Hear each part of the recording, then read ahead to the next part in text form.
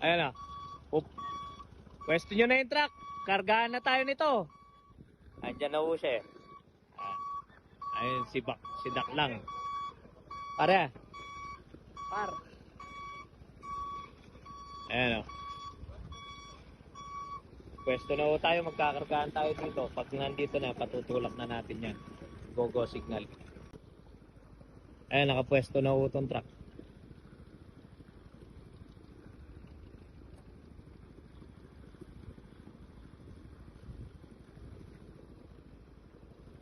Oh, patulak ta na lang. Nandila pa makatimid mo rin dito. Tagulit, tabay mo po.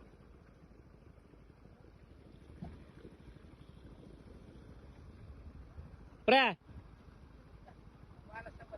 Diba? Malayo masyado ah.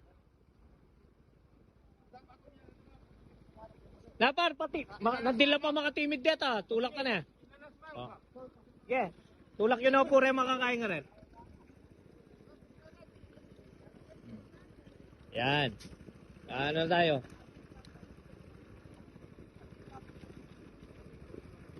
Pare.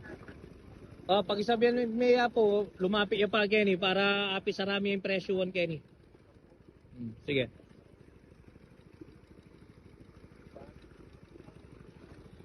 Ano pare? Sarate yung presyon na kaya. Yan, tulak. At daming lampat talagang nagamit oh.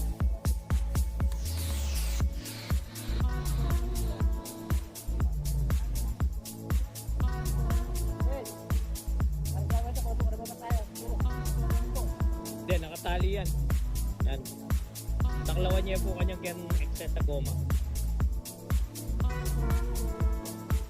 Yan natin. Yan, tali kuya ten. Tatampulo tayo nito para i-ayos din yung presyoan natin.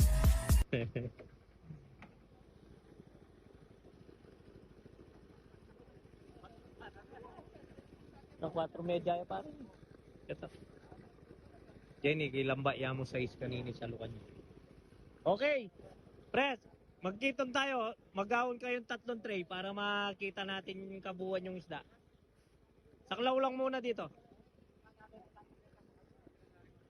Yan, para makapagkarga na. Lawag kasi itong kailangan. Kuya Ted, konti muna. Nang pa kulang adwa. Tingnan.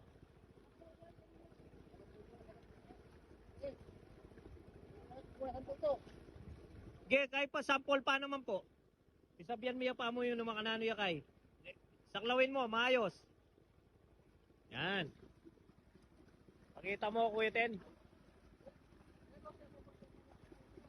Pinandit po. Kaya rita pong meg kay kay. Okay, 4 medya yan. May malinis sa itsura niyan. Sige, dagdag. 2 tray pa pre. Awon.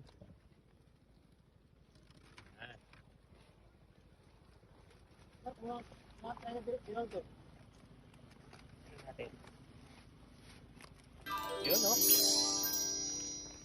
Talagang kailangan bawasan pa talaga. Bawas lang po kasi ang target natin dito para sa sobrang kapal nitong fish pan. Oh, angat.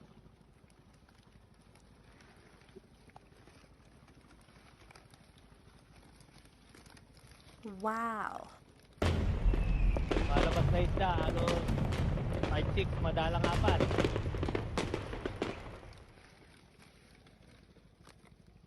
Yan. Okay. Importante, malinis naman. Oh, yan. Nasa bawasin size talaga.